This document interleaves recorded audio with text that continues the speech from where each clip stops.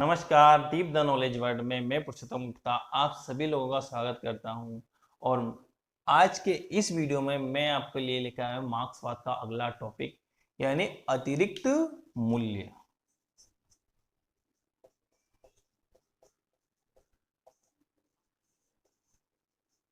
देखिए, अब तक मार्क्स ये कहता आया है कि पूंजीपति मजदूरों का शोषण करते हैं और इस शोषण की वजह से मजदूर क्रांति के लिए प्रेरित होते हैं, वो मजबूर हो जाते हैं।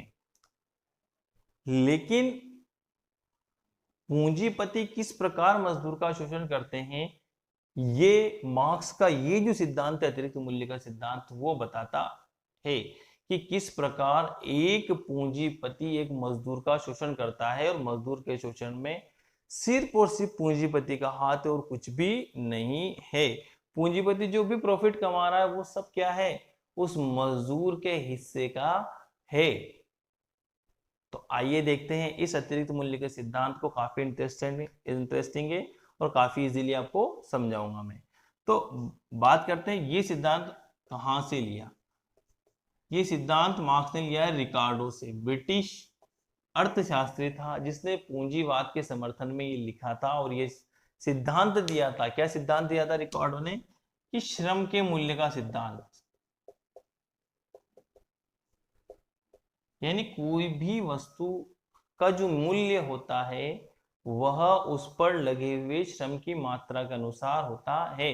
जितना श्रम उस वस्तु पर लगा है उसके अकॉर्डिंग उसका मूल्य तय होता है। ये दिया था सिद्धांत रिकार्डो ने। ये सिद्ध करने के लिए पूंजीपति को शोषण नहीं कर रहा, वो जो भी चीज बेच रहा है वो उसी अनुसार है जितना उसने उसके श्रम का मूल्य चुकाया है। यानी कि ये पेन है, इस पेन को बनाने में जो लागत लगी है उसी के अकॉर्डिंग इसका मूल्य तय हुआ। जितना इसका श्रम लगा है उसके अकॉर्डिंग इसका मूल्य तय हुआ है। ये सिद्धांत दिया था रिकार्डो ने कि हर एक वस्तु के मूल्य की को तय करने वाला मात्रक क्या है, उस पर लगा हुआ श्रम का मूल्य। जो मूल्य है वो श्रम के अकॉर्डिंग है।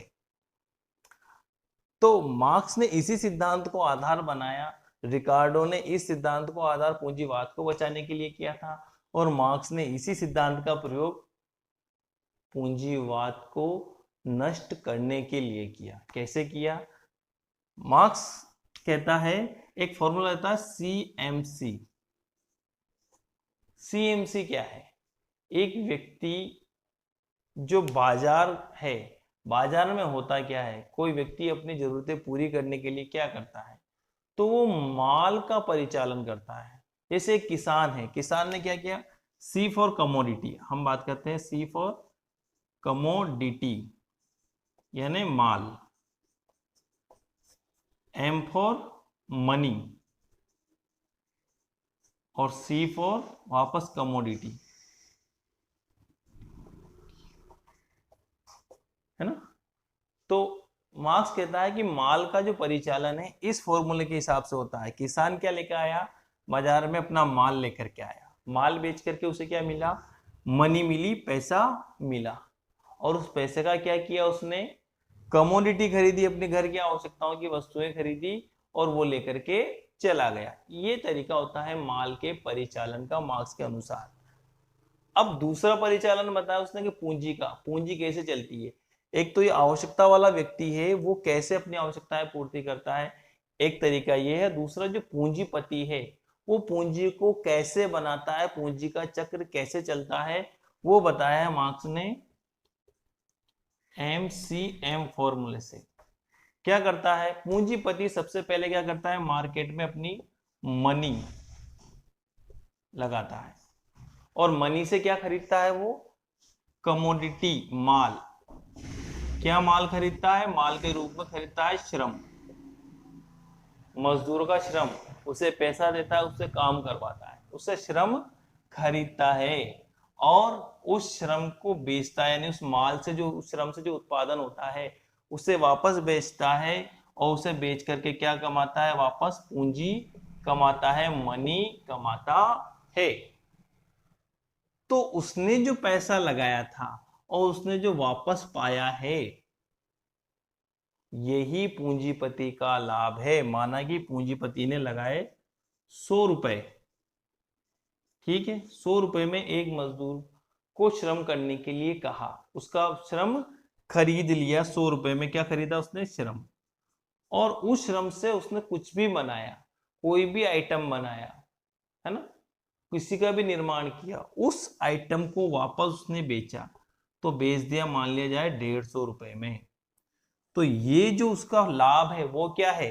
एम माइनस एम, यानी ये जो 150 रुपए है माइनस 100 रुपए जो बाद में पूंजी आई और जो उसने वास्तविक पूंजी लगाई थी, उसका जो अंतर है वही उसका लाभ है। और ये लाभ कैसे कमा रहा है वो? जो श्रमिक था उसने काम किया इतने का, है ना, और उसने दिए कितने? इतने। तो ये जो अंतर है, जितने का उसने काम किया है और जितने उस पूंजीपति ने उस श्रमिक को दिए हैं, इसी को मार्क्स नाम देता है अतिरिक्त मूल्य का। कि श्रमिक ने काम तो 150 रुपए का किया है, लेकिन उसे दिए गए हैं 100 रुपए। तो ये जो डिफरेंस है 50 रुपए का, यही वह अतिरिक्त मूल्य है जो पूंजीपति अपने पास रख लेता है, श्रमिक को नहीं देता है। श्रमिक को क्या देता है? निर्वाह योग्य मजदूरी, जिससे सिर्फ वो जीवन यापन कर सके, उसका वास्तविक मूल्य उसे नहीं दिया जाता है। इसी को मार्क्स नाम देता है अतिरिक्त मूल्य का। कि यही अतिरिक्त मूल्य जो 50 रुपए है जो श्रमिक को नहीं दिए हैं, ये एक्स्ट्रा वैल्यू है, एक्स्ट्रा मूल्य उसके श्रम का जो उसे दिया गया था, उसके अलावा एक्स्ट्रा है जो उसे दिया जाना चाहिए था लेकिन नहीं दिया। ये किसने रख लिया? पूंजीपति ने। और यही उसका लाभ है। यानी पूंजीपति का लाभ सीधा से सीधा क्या है? उस श्रमिक का शोषण है। उस श्रमिक का जितना शोषण होता है वही पूंजीपति का लाभ है। श्रमिक को अगर 150 रुपए दे दिए जाते तो पूंजीपति को कोई लाभ नहीं मिलता, और श्रमिक को अगर 85 रुपए दिए जाते तो पूंजीपति का लाभ बढ़ करके 100 रुपए हो जाता। तो इस उदाहरण से मार्क्स ने समझाने का प्रयास किया, इस सिद्धांत से ये प्रयास किया कि जब तक पूंजीपति होंगे तब तक श्रमिकों का शोषण नहीं रुक सकता है। जब तक पूंजीवादी व्यवस्था होगी तब तक श्रमिकों का शोषण नहीं रुक सकता है। इसलिए व्यवस्था परिवर्तन करने से कुछ नहीं होगा, लोकतंत्र लाने से कुछ नहीं होगा, राजतंत्र को हटाने से कुछ नहीं होगा। होगा कब? जब पूंजीवाद का अंत होगा, पूंजीपति का अंत होगा, निजी संपत्ति का अंत होगा। क्योंकि ये मनी जो है ये निजी संपत्ति है उसकी, ये इन्वेस्ट करता है, ये इन्वेस्ट करके क्या खरीदता है? श्रम खरीदता है, श्रमिक का श्रम खरीदता है, उसको पैसे देता है और उस श्रम को वापस बेचता है और क्या कमाता है? पूंजी। और ये जो अंतर आता है, जो श्रमिक का श्रम है और उसे वास्तव में दिया जाता है, इसको नाम देता है अतिरिक्त मूल्य का। उम्मीद है आपको बहुत अच्छे से समझ में आ गया होगा। अब बात करते हैं इसकी आलोचना की। इसका समाज पर क्या प्रभाव पड़ता है? मार्क्स के अनुसार इसका समाज पर क्या प्रभाव पड़ा? देखो, सबसे पहला प्रभाव तो जो सबसे स्पष्ट जाता है, श्रमिकों की दुर्दशा, है ना, क्योंकि श्रमिक को जो मिलना चाहिए वो मिल नहीं रहा, इसलिए उनकी दुर्दशा होती है। जब ये दुर्दशा एक लेवल से ज्यादा बढ़ जाती है, दुर्दशा बहुत ज्यादा हो जाती है, तो क्या होती है? सर्वहारा क्रांति होती है। और तीसरी चीज ये कहता है अतिरिक्त जनसंख्या का कारण। अतिरिक्त जनसंख्या क्यों?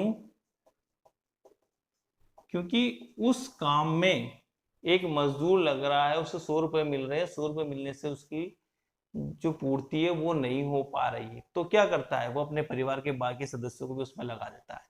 इससे उस काम में अतिरिक्त जनसंख्या आ जाती है, बहुत सारे मजदूर आ जाते हैं, और इससे वहां पर उनके जो दुर्दशा बढ़ती है, उस दुर्दशा बढ़ने से, जनसंख्या बढ़ने से क्रांति हो जाती है। अब बात करते हैं इसकी आलोचना की। देखो, आलोचक जो है उनका मानना है कि ये जो सिद्धांत है ये उचित नहीं है, क्योंकि पहली बात तो है कि श्रम ही उत्पादन का आधार नहीं है।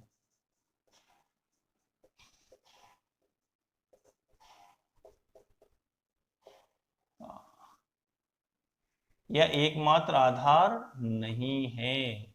श्रम के अलावा बहुत सारी चीजें चल लगती है, जब जाकर के उत्पादन हो सकता है ना। क्योंकि अगर एक पुल का निर्माण हो रहा है तो मजदूर तो कर ही रहे हैं, लेकिन इंजीनियर लगे हुए हैं, टेक्नीशियन लगे हुए हैं, जब जाकर के उसका निर्माण हुआ है। आलोचक ये कहते हैं कि एक मोबाइल का निर्माण हुआ है, तो मोबाइल के निर्माण में सिर्फ वहां काम करने वाले लोग ही नहीं, इनके सॉफ्टवेयर बनाने वाले जो लोग थे, इनको मैन्युफैक्चर डिजाइन करने वाले जो लोग थे, उनका भी बहुत बड़ा योगदान रहा। इसके लिए प्लानिंग बनाने वाले लोग थे कि ये माल मार्केट में बिकेगा या नहीं बिकेगा, बिकेगा तो कैसे बिकेगा, तो उनकी भी महत्वपूर्ण भूमिका है। दूसरी चीज, आलोचक कहते हैं कि मार्क्स मानसिक श्रम की अवहेलना करता है।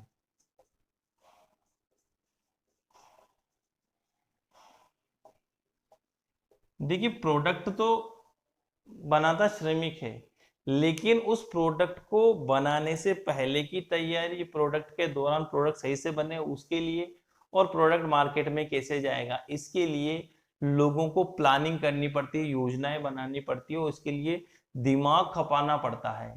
तो ये दिमाग खपाने का जो कार्य, जो मानसिक श्रम है, जो पूंजीपति करता है, जो उसके एडमिनिस्ट्रेशन करते हैं, जो किसी भी फैक्ट्री में लगे हुए हैं, उसकी मार्क्स कंप्लीट अवहेलना करता है। मार्क्स कहता है कि जो है वो सब कुछ श्रम है, लेकिन जो मानसिक श्रम है, जो फिजिकल श्रम है वो तो नजर आ जाता है, शारीरिक श्रम, लेकिन जो मानसिक श्रम है उसकी मार्क्स पूर्णतः अवहेलना कर देता है। तीसरी चीज कहते हैं ये मौलिक नहीं है, यानी मार्क्स का ये मौलिक सिद्धांत नहीं है। मार्क्स ने कहां से लिया था? इसे रिकार्डो से ग्रहण किया था। और चौथी चीज, विरोधाभासी।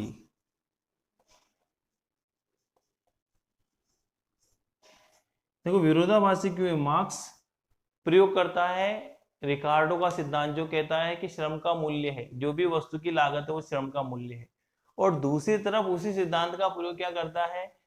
ये सिद्ध करने के लिए किया जाता है कि जो वस्तु की लागत है वो वास्तविक श्रम का मूल्य नहीं है, बल्कि श्रम के मूल्य से ज्यादा की है, या यूं कह दिया जाए जितना इसका मूल्य है उससे कम श्रमिक को दिया गया। तो अपने आप में ये विरोधाभासी है। अब इसका महत्व सबको समझ में आता है।